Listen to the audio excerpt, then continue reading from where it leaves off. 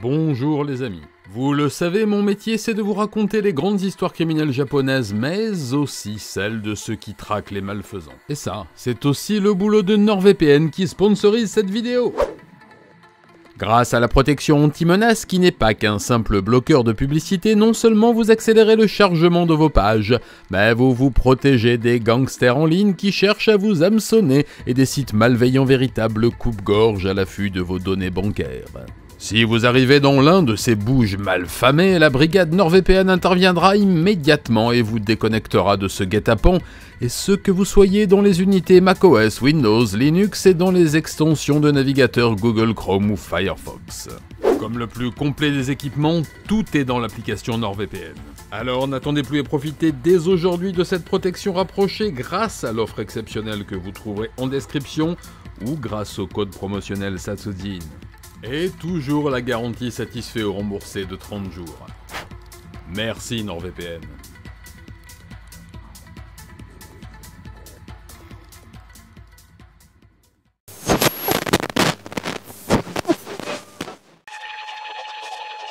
Konnichiwa. 殺人短編動画へようこそ。連続殺人者の犯行動機や心理はどのようなものだったのか。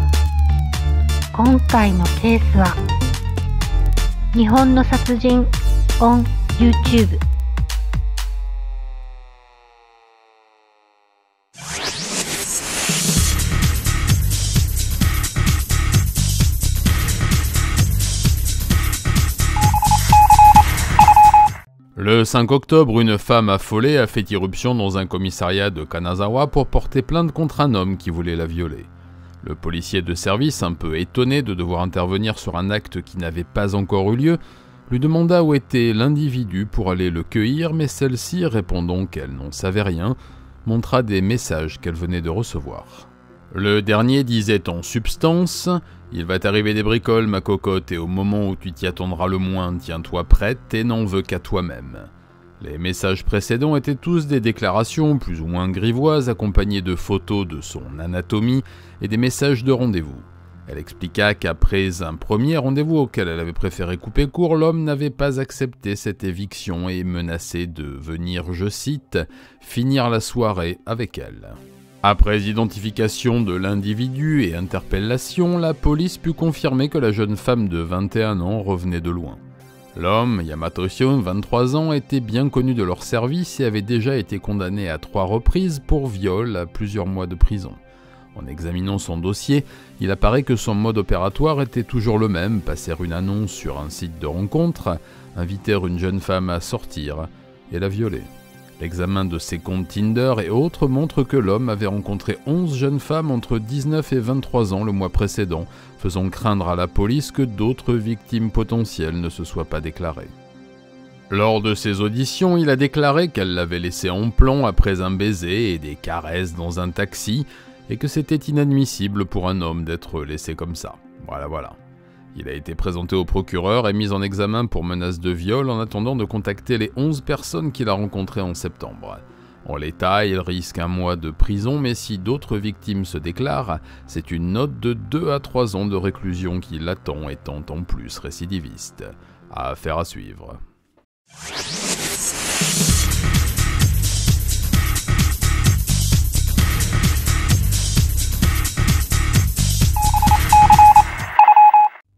Suite de l'affaire du double meurtre de Ibara dont je vous parlais dans la dernière édition.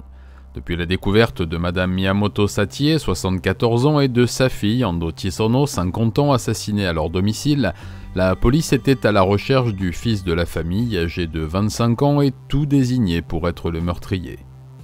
L'homme sans emploi et très dépensier, avec l'argent de sa famille, avait plusieurs fois eu des disputes violentes avec sa mère et sa grand-mère lorsqu'il demandait des sommes trop importantes pour aller au pachinko ou boire avec ses amis.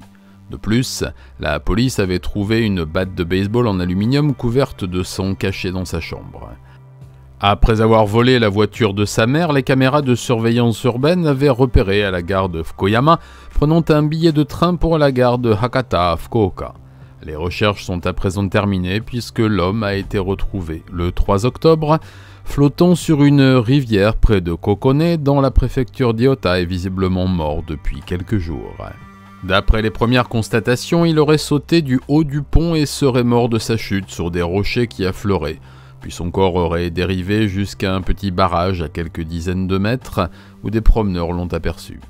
Ce suicide étant un aveu de culpabilité qui vient confirmer les soupçons des autorités, le procureur a clos le dossier pour ce qui est des homicides mais veut connaître les circonstances de la mort et l'emploi du temps du suspect décédé entre son arrivée à la gare de Hakata et son saut du haut du pont. Affaire classée.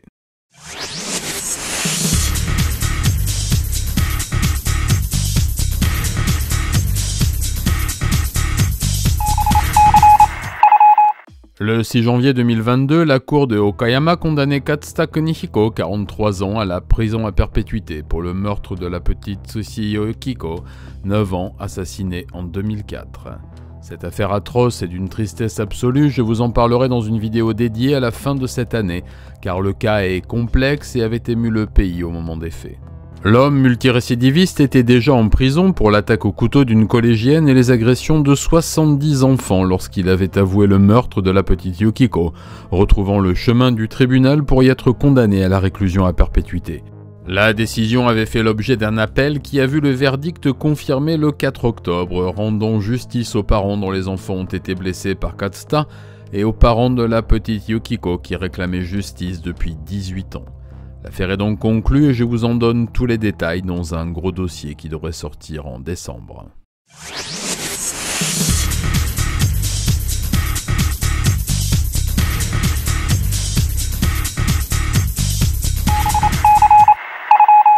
Je sais que j'en parle très souvent, mais ce n'est que le reflet d'une réalité qui inquiète le pays un peu plus chaque jour. Le vieillissement de la population et l'augmentation des accidents mortels impliquant des conducteurs de plus de 70 ans, souvent de 80 et même, je vous en ai parlé quelques fois, de plus de 90 ans. Un nouveau drame vient d'avoir lieu à Kofu dans la préfecture de Yamanashi le 1er octobre. Ce jour-là, à 20h, M. Sawada Tadashi, 54 ans, rentré du bureau avec un ami, s'apprêtant à aller prendre son train pour rentrer auprès de sa femme et ses enfants. Alors qu'il traversait sur un passage piéton, protégé qui plus est par un feu rouge pour les voitures, M. Oraki Kenji, 80 ans, arthritique chronique, malvoyant et souffrant de troubles de l'attention et de somnolence, arrivait à vive allure dans sa voiture orange. Voyant d'après ses dires le feu trop tard, il confondit la pédale de frein et celle des gaz et rentra de plein fouet dans Sawada qui fut éjecté à 5 mètres de l'impact et retomba sur le trottoir, mort. Oraki, lui, paniqué, fit une embardée, percuta un plot sur le bord de la chaussée et repartit le plus vite possible pour son rendez-vous chez le médecin, sans s'arrêter. C'est grâce aux caméras urbaines qu'il sera retrouvé et interpellé à son domicile quelques heures plus tard. Il conteste et affirme que le feu était vert et que la victime s'est littéralement jetée sous ses roues, mais les enregistrements et les témoignages montrent radicalement autre chose. Il a été placé en garde à vue et déféré devant le procureur qui le met en examen pour homicide involontaire avec arme par destination. Il risque 6 à 8 ans de prison, mais eu égard à son grand âge, il se peut que, comme souvent, la justice se montre clémente. Madame Sawada et ses 2 enfants, eux, n'ont eu droit à aucune clémence. Affaire à suivre.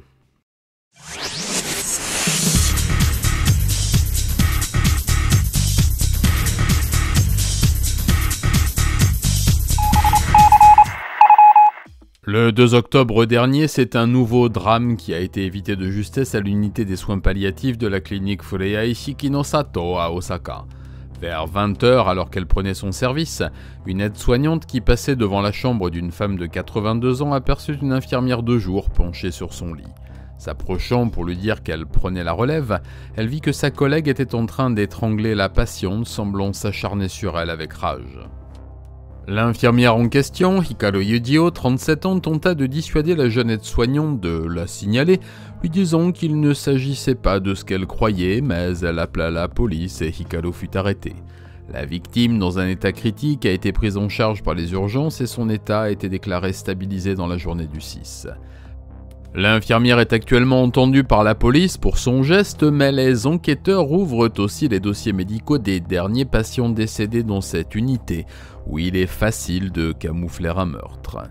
Affaire à suivre.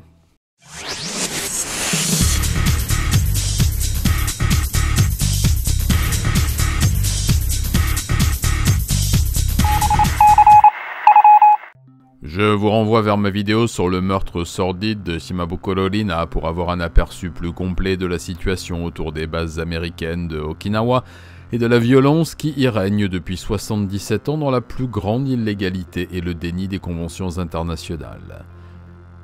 C'est encore une affaire qui aurait pu mal se terminer, qui a eu lieu à Urama dans la préfecture de Okinawa et impliquant des Marines de la base du camp Courtney.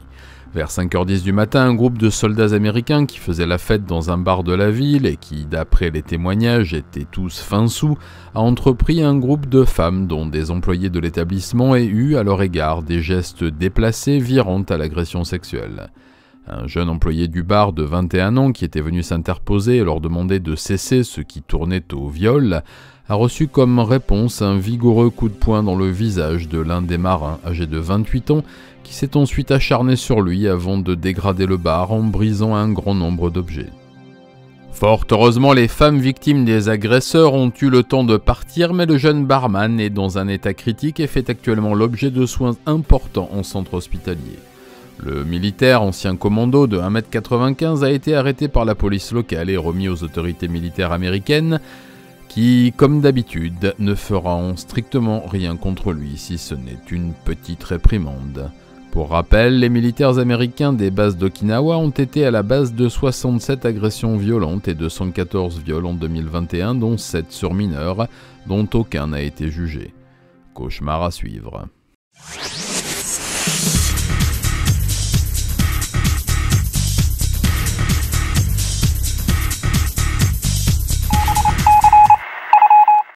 C'est dans la nuit du 2 au 3 octobre vers 5h30 que les habitants de Kita-Hiroshima à Hokkaido ont été réveillés par les hautes flammes d'un incendie qui semblait ravager un immeuble. Les pompiers, appelés par les riverains, réussirent à maîtriser l'incendie et sortir 2 corps des décombres. Le bâtiment, un foyer pour sans-abri, venait d'être victime d'un incendie volontaire car les pompiers ne tardèrent pas à découvrir un accélérateur et des traces d'essence au rez-de-chaussée. C'est un habitant historique, Ogino Masami, 67 ans, qui a été arrêté et interrogé sur cet incendie après que des témoins aient attesté l'avoir vu rôder dans les couloirs avant le drame. Connu pour ses prises de position anti-sans-abri et contre les programmes sociaux de la mairie, l'homme était le dernier habitant propriétaire de son appartement dans ce vieil immeuble racheté par les services sociaux locaux. Le bâtiment de 2 étages hébergeait depuis 2018 14 personnes dans des petits appartements individuels, tous sans abri ou travailleurs précaires. Ogino, employé de bureau, les insultait régulièrement, les traitant de bons à rien et menaçait le responsable de mission, logé lui aussi dans l'immeuble, de représailles s'ils ne partaient pas tous. Il a avoué avoir mis ses menaces à exécution et mis le feu aux appartements, visant celui du responsable local mort dans l'incendie avec sa femme. Le suspect a été présenté au procureur et mis en examen pour homicide et incendie volontaire. Il risque 20 ans de prison. Affaire à suivre.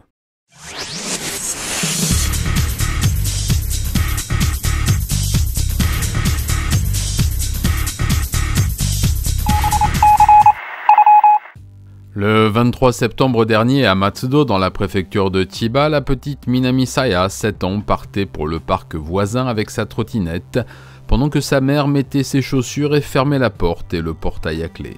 Impatiente, la fillette partit devant et quelques minutes plus tard, sa mère suivit, pensant la retrouver au parc distant de 50 mètres de leur maison. Mais en arrivant, pas de traces de sa fille. Après avoir cherché et appelé, elle avertit la police locale qui lança immédiatement des recherches sans succès. Le soir, un agent retrouva sa trottinette près d'un autre parc distant de plus d'1 kilomètre près du secteur de Nagareyama. Le lendemain, le 24 septembre, une équipe de recherche trouva ses chaussures et ses chaussettes brodées à son nom près de la rivière Edo à quelques kilomètres du lieu où elle avait disparu. Puis, le 28 septembre, c'est un employé des eaux et forêts qui retrouva son chapeau coincé dans une grille de filtration de la rivière à 15 km de là. Malheureusement, le 5 octobre, c'est son corps qui a été retrouvé dans cette même rivière. Les premières analyses de la police scientifique révèlent que la fillette a été assassinée par un fort choc à la tête, sans doute avec une pierre, après avoir été violée. La mort remonterait au jour de sa disparition, mais le séjour prolongé dans l'eau rend difficile les évaluations. Un appel à témoignage a été lancé et demande à qui aurait pu voir un individu ou un véhicule suspect ce jour-là de prévenir la police. Pour l'instant, l'enquête piétine et ne dispose d'aucun élément. Affaire à suivre.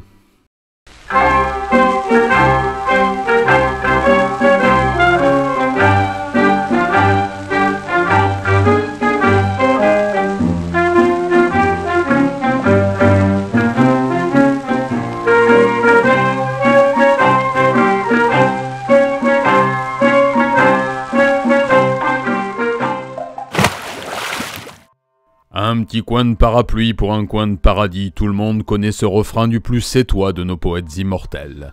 Mais saviez-vous qu'au Japon, il existait une théorie très sérieuse, enfin très répandue, à propos des parapluies des femmes et du rapport qu'ils ont avec leurs sous-vêtements?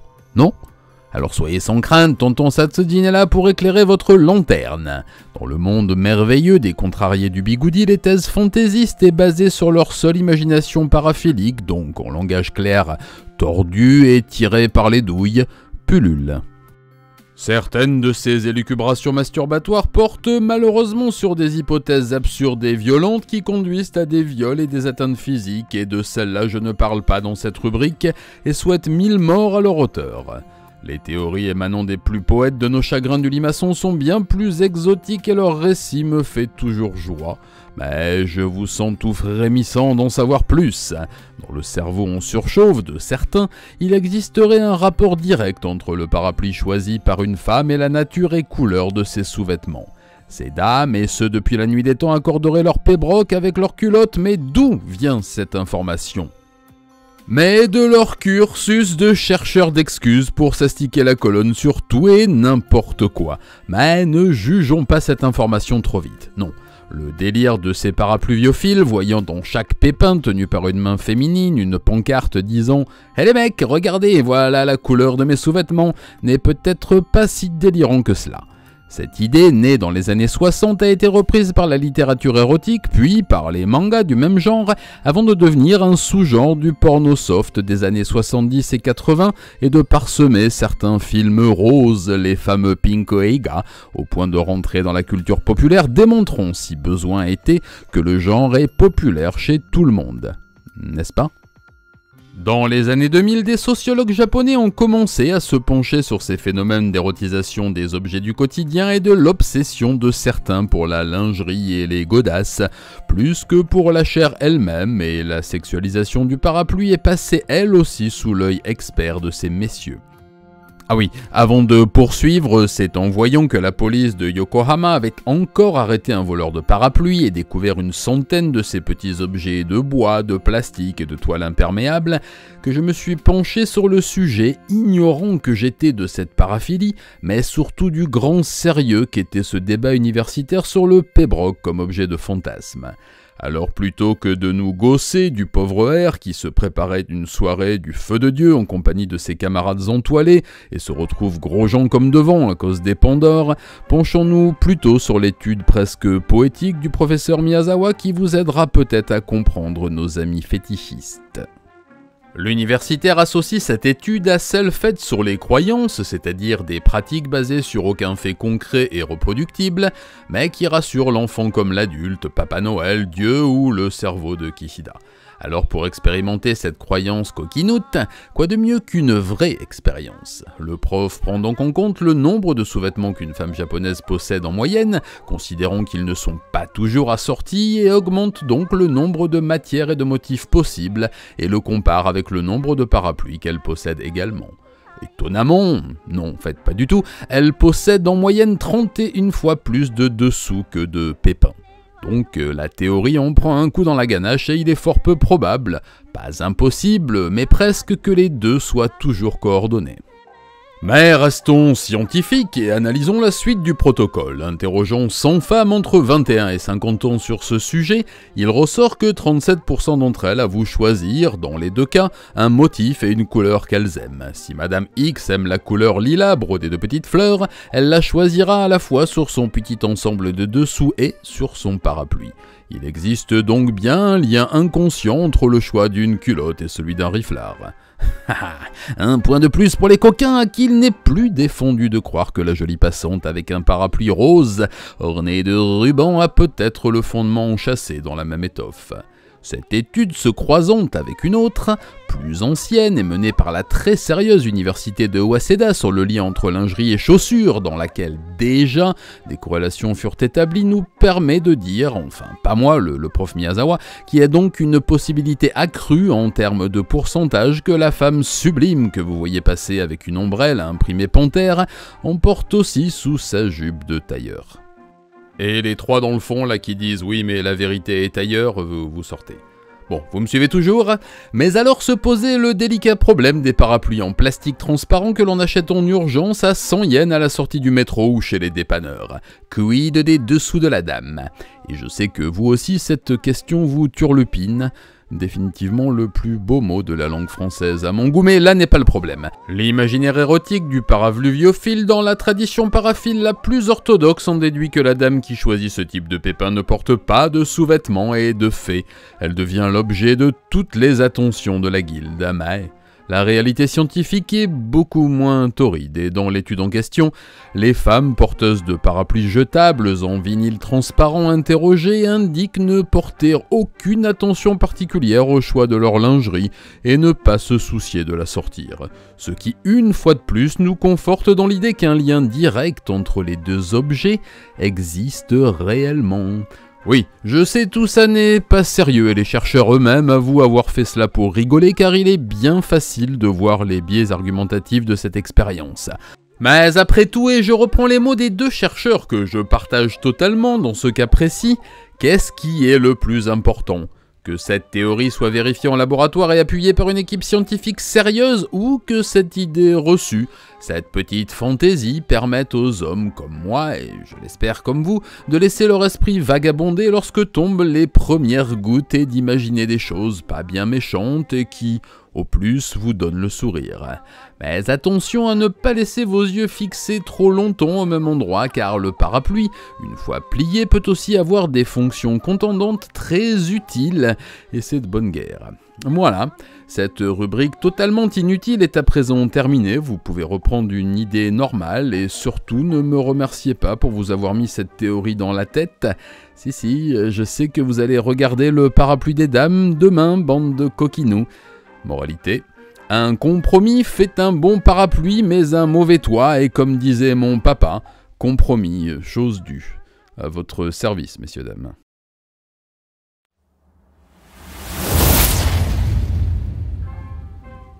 Voilà, cette 63e édition de Petit Satsujin est presque terminée, mais avant je vous rappelle que si vous aussi vous avez une chaîne YouTube ou Twitch autour du true crime, de la musique et des arts, et souhaitez passer dans le coup de pouce, vous pouvez m'envoyer une petite vidéo de présentation d'1 minute à l'adresse que je vous mets à l'écran et en description. Et n'hésitez pas à me relancer si je réponds avec du retard. Voilà, nos papillons qui tournent, nez rouge et c'est parti! Tout d'abord, n'oubliez pas le lien promo Satsujin pour bénéficier d'une offre exceptionnelle avec mon partenaire NordVPN, que je remercie encore pour l'aide qu'il apporte à la chaîne. Alors foncez sur le lien en description mes amis et rejoignez la famille NordVPN. Et n'oubliez pas de vous abonner si ce n'est pas encore fait, je le répète et le martèle, mais vous êtes toujours plus de la moitié à regarder mes vidéos sans être abonné.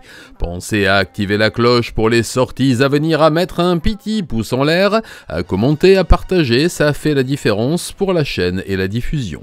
Si vous le pouvez et le voulez, vous pouvez m'aider en me laissant un super thanks, le petit cœur, là, juste sous la vidéo, en rejoignant l'unité Satsujin, toujours sous la vidéo, le bouton rejoindre, voilà, ou en me laissant un petit pourboire sur Tipeee ou Utip une fois de temps en temps ou chaque mois, en allant faire un tour sur la boutique satsujin.fr où vous trouverez mes livres que je vous dédicace à la demande et je vous rappelle que le prochain sortira dans quelques semaines et sera disponible en précommande d'ici peu. Retrouvez-y aussi les CD des musiques de la chaîne et là encore je vous rappelle que le premier album de Kama Project est en cours de réalisation avec le frérot Andy et devrait remettre en place les chicots des deux hémisphères. Pour être prêt, cet ouragan, je vous conseille la boutique Spreadshirt de la chaîne pour être élégant lors de l'apocalypse et affronter le mur du son avec classe. Rejoignez-moi sur mes réseaux sociaux, Twitter, Instagram, Facebook et TikTok, j'y suis assez présent et y poste régulièrement des photos de parapluies. Allez, je vous quitte, les princes de la musette m'attendent. Excuse-moi, mais nous autres, on est encore capables de tenir le lit sans se prendre pour Dieu le Père. Mais c'est bien ce que je vous reproche. Vous avez le vin petit et la cuite mesquine. Dans le fond, vous méritez pas de boire. Matane.